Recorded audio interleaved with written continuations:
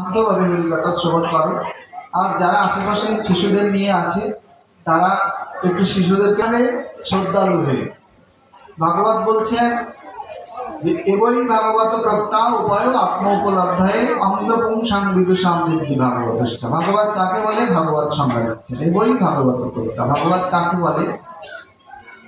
বললেন ভগবান সর্বত্র আছেন, কিন্তু তিনি প্রত্যেক ভক্তের হৃদয় আছেন। আমরা একটু আগে জেনেছি ভগবান কোথায় থাকেন? প্রত্যেক ভক্তের হৃদয়। বলেন সেটা আমরা বুঝতে পারি না, জানতে পারি না ভগবান প্রত্যেকের হৃদয় থাকেন। বলেন সূর্যনারায়ণ যখনই শরৎকালে আকাশে ওঠেন তখন কুয়াশা এসে সূর্যের চাদরে ঢেকে যায়। সকাল 10টা 11টা 12টা পর্যন্ত অনেকদিন ঢেকে যায়। তো 12টা পর্যন্ত যেদিন সূর্য দেখা যায় না আকাশে, কি সেদিন সূর্য থাকে না? থাকে কি? সবাই কৃপা করে বলুন। সব থাকে। ভগবান সূর্যনারায়ণ থাকেন, কিন্তু কুয়াশার কারণে দেখতে পারি না। আমাদের অনন্ত কোটি জন্মের যে কুয়াশা, কুবাসনা, ধনম দেহি পুত্রম দেহি যশম দেহি, কামনা বাসনার কুয়াশার চাদরে আমাদের হৃদয় রূপ দর্পণে হৃদয়ে ভগবান আছে। বাড়িতে আয়না আছে, সেটি পরিষ্কার করা নেই বলে মুখ দেখা যাচ্ছে না। সুন্দর কাপড় দিয়ে পরিষ্কার করে দাও, সুন্দর দর্পণে মুখটা দেখা যাবে, চিত্রটা দেখা যাবে। বললেন হৃদয় রূপ মন্দিরে কামনা বাসনা ময়লা পড়ে গেছে, পরিষ্কার করলে হৃদয়ে গোবিন্দকে, রাধারানীকে, দামোদর ভগবানকে দর্শন করা যাবে। বললেন কি রূপে পরিষ্কার করতে হবে? তো বললেন এই ভগবান সর্বত্র আছেন, তিনি বৃন্দাবনে গয়াকাশিতে আছেন, কিন্তু তিনি হৃদয় মন্দিরে আছেন। বললেন সেটা বুঝতে হবে কি করে? বললেন উপায় আত্ম উপলব্ধায় অঙ্গপুং সংবিদুষাম। এই ভাগবত কথা শুনে প্রত্যেকেই যেমন আগুনে হাত পড়ে গেলে অনুভূতি হয়, জলে হাত ডুবিয়ে দিলে যেমন জলে শীতলতা স্পর্শ অনুভূতি হয়, ঠিক তদ্রূপ হৃদয় মন্দিরে যে ভগবান আছেন, হরিকথা শুনে যদি আগুনে হাত পড়ে যেমন অনুভূতি হয়, জলে হাত দিলে যেমন শীতলতা অনুভূতি হয়, কেউ চিমটি দিলে যেমন আমাদের অনুভূতি হয়, ঠিক তদ্রূপ হৃদয়ে যে ভগবান আছেন হরিকথা শুনে যদি সেরূপ উপলব্ধি হয়, তাহলে হরিকথা তাকে হরিকথা বলে। বলেন আর কি? বলে এবই ভাগবত প্রত্যা উপায় আত্ম উপলব্ধায় অঙ্গপুংসাম বিদুষাম। বলেন তার কার কার উপলব্ধি হবে? বলে অঙ্গপুংসাম, আপামর জনসাধারণের। বলে যারা শ্রদ্ধাবান ভক্ত তাদের তো হবেই, কিন্তু যারা কখনো হরিবসনে আসে না, যারা কখনো হরিকথা শোনেনি, তাদেরও উপলব্ধি হবে। তাকেই ভাগবত কথা বলে। শুধুজন ভাগবতে 18,000 শ্লোক আছে। হ্যাঁ, বেদে 1,20,359 শ্লোক আছে। অসংখ্য গ্রন্থ 2 লক্ষ লক্ষ শ্লোক আছে। আমরা যদি এখানে বলেই যাই সব তো মাথার উপর দিয়ে চলে যাবে।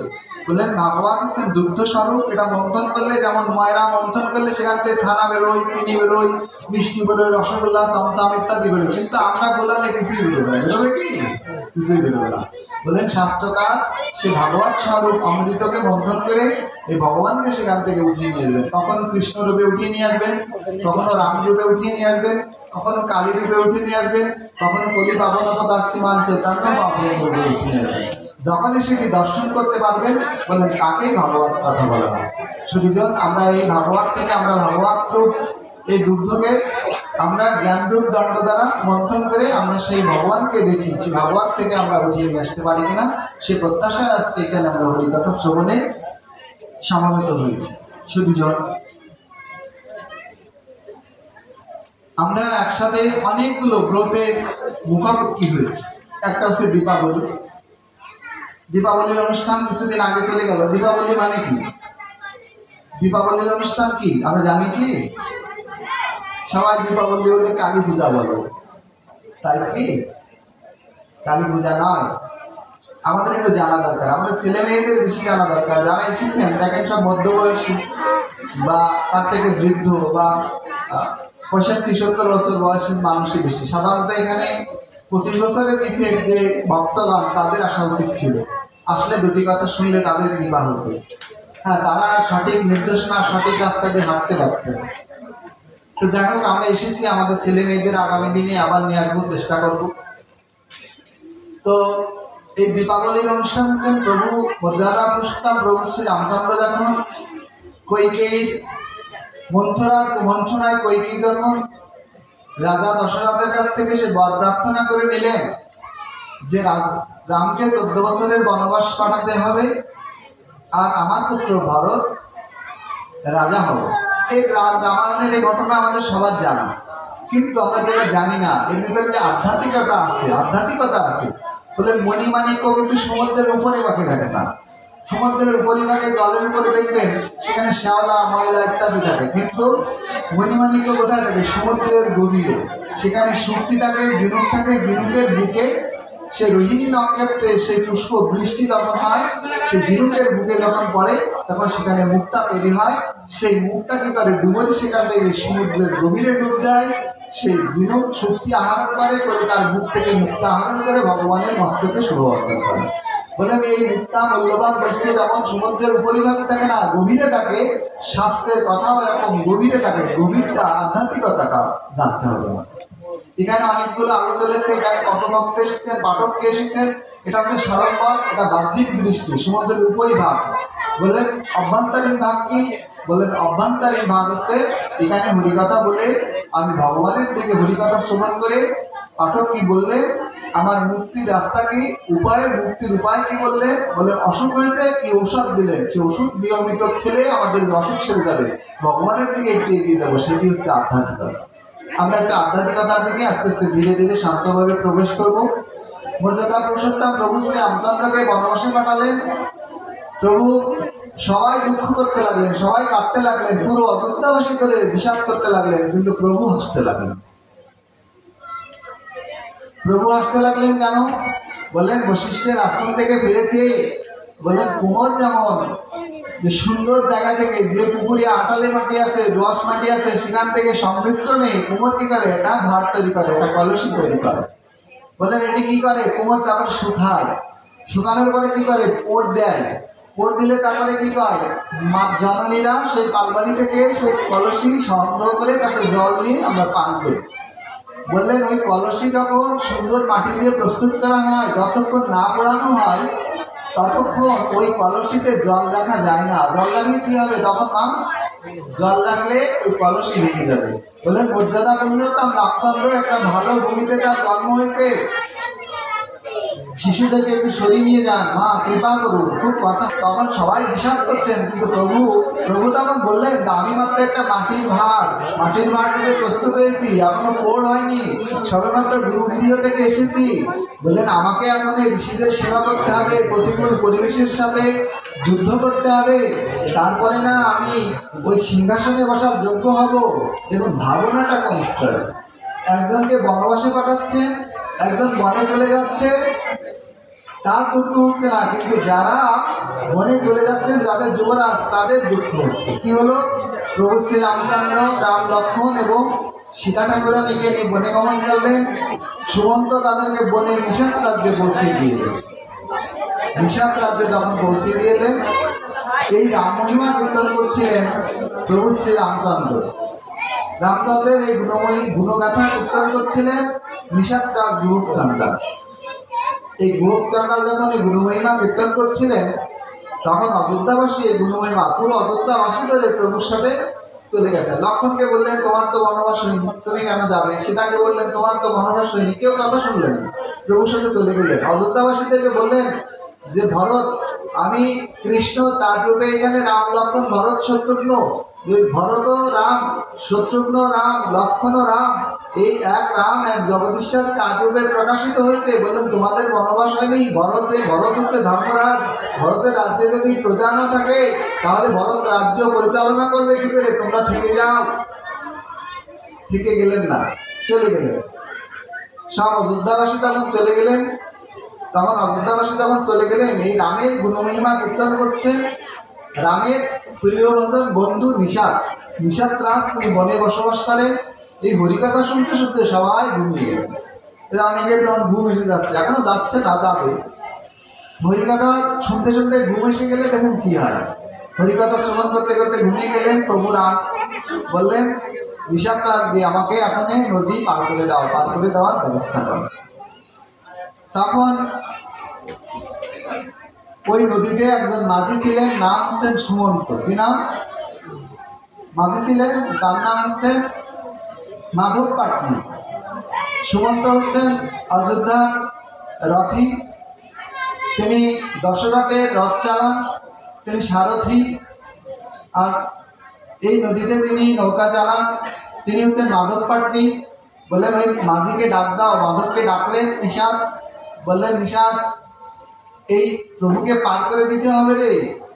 বললেন প্রভু আমার একটা শর্ত আছে, আমি প্রভুকে পার করে দিতে পারি এই এই এই নদীতে। বললেন কিছুদিন আগে তুমি অসুস্থ হয়ে পড়েছিলে, আমি তোমাকে রক্ষা করেছিলাম, তুমি আমাকে 3টা বর দেবে বলেছিলে। বললেন এখানে এই ঘাটে আর কেউ নৌকা চালাবে না, তুমি সবাইকে তাড়িয়ে দাও। বললেন ঠিক আছে, তোমার কথা মেনে নিলাম, আমার মনে আছে স্মরণে সে কথা। বললেন আর কি শর্ত? বললেন প্রভু তুমি তুমি আমাকে ডাকবে না, আমি নদীর মধ্যখানে থাকবো, তুমি প্রভুকে বলবে যে আমাকে ডাকতে। আর আমার তো বিদ্যা বুদ্ধি ভালো নয়, জগদীশ্বর এসেছেন, সে আনন্দে আমি তাকে কিছু প্রশ্ন করব, ভুল প্রশ্ন হয়ে যেতে পারে, কিন্তু তুমি উত্তর দিবে না, তুমি কোনো কথা বলবে না প্রভু। তা বললেন ঠিক আছে। তখন প্রভুর কাছে আবার ফিরে আসলেন নিষাদরাজ, এসে বললেন প্রভু এই ঘাটে পার হওয়ার জন্য একটা নিয়ম নিশ্চিত করা আছে। বললেন কি? একটু অসত্যের আশ্রয় নিলেন। তা বললেন কি কি নিয়ম নিশ্চিত করার আছে? তা বললেন যিনি পার হবেন তিনি মাঝিকে ডাকবেন। তখন প্রভু ডাকতে শুরু করলেন মাঝি মাঝি মাঝি বলে বারবার ডাকতে লাগলেন মাধব, ওহে মাধব আমাদেরকে পার করে দাও, পার করে দাও। এদিকে আবার অযোধ্যাবাসী জেগে যাবে সে ভয় আছে, কিন্তু অযোধ্যাবাসী ডাকবে না। তার কারণ কি? প্রভু যোগমায়াকে স্মরণ করেছেন, এই জন্য অযোধ্যাবাসী ঘুমিয়ে গেছে। মাঝি এত ডাকে তাও আসে না। তখন লক্ষণ বলছেন যে ভাই তোমার কথা তুমি কেমন ভগবান, যে তুমি ডাকলে ভক্তরা তোমার কথা শোনে না। এই বললেন দেখো লক্ষণ আমার কথা শুনবে কি? কোনো দোকানদার সকালবেলা দোকান খুলে পর যদি তার বাকি যায় তাহলে তার সারা দিনটাই খারাপ যায়। মনে করেন একজন দোকানদার দোকানে বসেছে, ধূপ ধুনো দিয়ে বসেছে, একদম বেচা কেনা করতে এসেছে, 5,000 টাকা 200 টাকার বাজার করে বললেন যে তারা টাকাটা করে দেবো। বললেন কেমনটা লাগবে? বহুনি কাস্টমারই একদম বাকি। তখন বললেন যে আমার সকালবেলায় বনবাস আমার হয়েছে, লক্ষণ তোমাকে বললাম যে তুমি আমার সাথে যেও না, তুমি কি শুনেছিলে আমার কথা? বলে সকালটাই তো আমার খারাপ যাচ্ছে। সীতাকে বললাম যে তুমি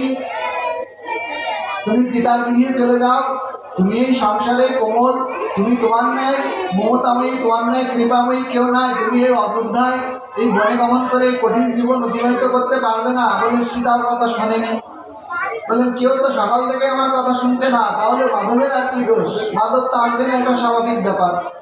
মাধব অনেকবার প্রভু ডাকতে ডাকতে গলা শুকিয়ে গেছে, মাধব কিনারায় এলেন। মাধব যখন কিনারায় এলেন তখন প্রভু বলছেন মাধব আমি তোমাকে কতবার ডাকছিলাম, তুমি কি শুনতে পাচ্ছিলে না? তখন বলছিলেন যে প্রভু পাচ্ছিলাম। চিন্তা করুন তো কত বড় খারাপ লাগে, একজনকে ডাকছি শুনতে পাচ্ছিল না, বললে যে কানে কম শুনি, শুনতেই পারি, কিন্তু শুনতে পাচ্ছিলাম, ইচ্ছা করে আসছিল না। তখন প্রভু বলছিলেন যে মাধব তুমি তো শুনতে পাচ্ছিলে কিন্তু আসছিলে না কেন? বললেন প্রভু ইচ্ছা করে আসছিলাম না। এক তো শুনতে পাচ্ছিলাম না, শুনতে পাচ্ছিলে তো আসছিলে না কেন? আবার বললেন ইচ্ছা করে আসছিলাম না। বললেন কেন ইচ্ছা করে আসছিলাম না? বললেন প্রভু তোমাকে শিক্ষা দেওয়ার জন্য। চিন্তা করুন তো, যে শুনতে পাচ্ছিলে কি তা পাচ্ছিলাম, তা আসছিলে না কেন? তা ইচ্ছা করে আসছিলাম না। কেন ইচ্ছা করে আসছিলে না? বলেন তোমাকে শিক্ষা দেওয়ার জন্য। বলেন কি শিক্ষা দেওয়ার জন্য? ভক্ত ভগবানের সাথে যে লীলা হয়, প্রত্যেকটি লীলার সাথে ওই সমুদ্রের গভীরে ডুব দিলে মণিমাণিক্য পাওয়া যায়, আধ্যাত্মিকতা আছে।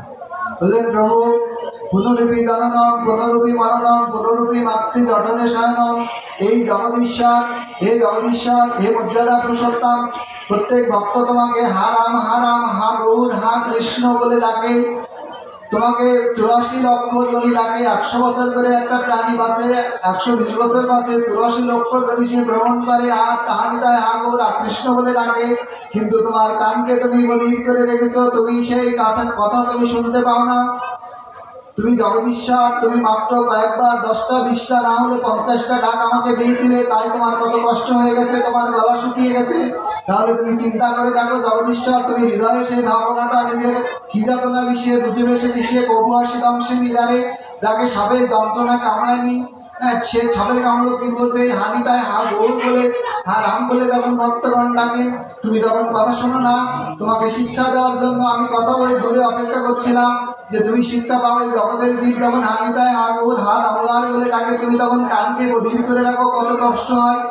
কারণ তুমি তো মর্যাদা পুরুষোত্তম, তুমি পৃথিবীকে জন্ম দিয়েছো, তুমি তো বারবার ডাকতে পারো, কষ্ট করতে পারো, কিন্তু জগতের যে ক্ষীণ আয়ু নিয়ে এসেছে, সামান্য কদিন বেলুনের যে গ্যারান্টি আছে, কিন্তু মনুষ্যের তো গ্যারান্টি নেই। কৃপা করে তারা তো তোমাকে প্রতিদিন ডাকছে, কিন্তু তুমি তাদের কথায় তুমি উত্তর দিচ্ছ না, যেন শিক্ষা দেওয়ার জন্য তোমাকে ডেকেছিলাম। বলেন আমাকে এখন কি করতে হবে? মাধবকে তখন বললেন যে পিতা পুত্রের ছোট্ট পুত্র বাবার কাঁধে উঠে ঘোড়ায় ডুব ডুব ডুব ডুব খেলে, বাবার কান ধরে, বাবা রাজা কিন্তু যুবরাজ বললেন যে পিতা কাঁধে উঠবো, কাঁধে উঠে বাবার কান মোড়ায় আর সে ঘোড়ার পেটে উঠে চলে। পিতাকে রাগ করেন কি? পিতা যদিও চক্রবর্তী সম্রাট, পিতাকে রাগ করবেন? সম্রাটের পিঠে যদি উঠে যদি যুবরাজ ঘোড়ার পিঠে চড়ে, ঘোড়া ঘোড়া খেলে, সম্রাট কি রাগ করবেন? কারণ সম্রাট আরো আনন্দই পাবেন। প্রভু শ্রী রামচন্দ্র আনন্দই পাচ্ছেন মাধব ভক্তের কথা শুনে। বলেন আমাকে এখন কি করতে হবে মাধব? বলেন প্রভু প্রভু তোমাকে করতে হবে, যদি কেউ অনন্য চিন্তায়ন্ত মাং কেজনা বর্জু ভাষাতে তেষাম নিত্য বিযুক্ত নাম জগৎশ্যামাম বহম মহম। বলেন শুদ্ধ ভক্তি শুদ্ধ শ্রদ্ধার সাথে যদি কোনো ভক্ত তোমার হানে দায় আগর হা কৃষ্ণ বলে ডাকে, তোমাকে কথা দিতে হবে আজ থেকে যে তুমি একবার যদি হানি দায় হা গৌর বলে ডাকে, তাহলে তুমি তোমার চরণ প্রাপ্ত করে দেবা, বারবার তাকে কষ্ট দেবা না। দায় গৌর প্রেমানন্দে গৌর।